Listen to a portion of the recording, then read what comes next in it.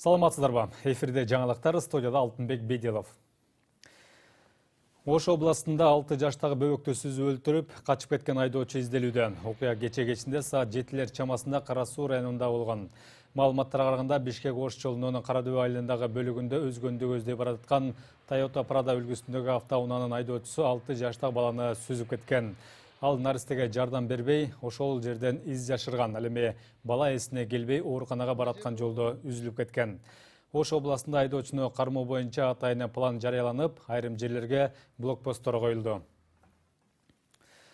Баткенде генге байланыштуу кайрадан чыр чыкты. Кадамжай районунун Майдан айылында Шамбесай кенине келген кытайлык ишкерлерди жергиликтүү тургундар контейнерге камап салган айтылууда. Учурда бул боюнча иликтөө иштери жүрүп жатат. Интернетте тараган видеодон бир нече адам Кытай жарандарын тегеректеп урушуп жатканын жана ошол жердеги темир контейнерге алып кирип, эшигин бекитип салганын көрүүгө болот. Жергиликтүү милиция кызматкерлеринин кийлигишүүсү менен чыр-чадак жөнгө салынган. Шамбесай кенинде болжол менен 8 тоннага жакын алтын бар.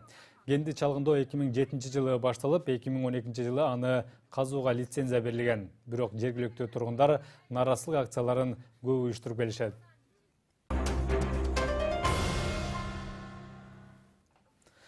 Душанбе шаарында Сооронбай Жээнбеков менен Эмомали Рахмон жолугушту. Кыргызстандын президенти КМШ өлкөлөрүнүн жетекчилеринин кеңешинин кезектеги жыйынына катышуу үчүн кече Тажикстанга барган. Эки лидердин жолугушуусунда чек арага байланыштуу маселе көтөрүлүп, президенттери делимитациялоо жана демаркациялоо боюнча өкмөттөр аралык комиссиянын ишин активдештирүү зарылчылыгын белгилешти. Ошондой эле Сооронбай Жээнбеков менен Эмомали Рахмон ар тараптуу кызматташууну өнүктүрүүнү сүйлөшүштү. Башкы прокуратура Жогорку кеңештин депутаты Бахадыр Сулеймановдун жарандыгын текшере баштады. Буга байланыштуу материалдар көзөмөл органына 2 күн мурда келип түшкөн. Мындан тышкары кече жаңы шайланган акыйкатчы Токон Мамытов Бахадыр Сулеймановдун жарандыгына тиешелүү документтерди Борбордук шайлоо комиссиясына тапшырган. БШК бул боюнча Тышкы иштер министрлигине кайрылып, жооп күтүп жатат. Эгер депутат Сулейманов башка өлкөнүн жараны экени аныкталса, ал дароо мандатынан ажыратылат. Ал эми эл өкүлү өзү Кыргызстандын эле жараны экенин айтып келет. Чолпон Ата шаарынын мэрине ишенбөөчүлүк көрсөтүлдү. Каладагы социалдык маселелерге көңүл бурулбай жатат деген жүйө менен шаардык кеңештин депутаттары жетекчи Карыбек Саралаевди жумуштан алууну демилгелешти.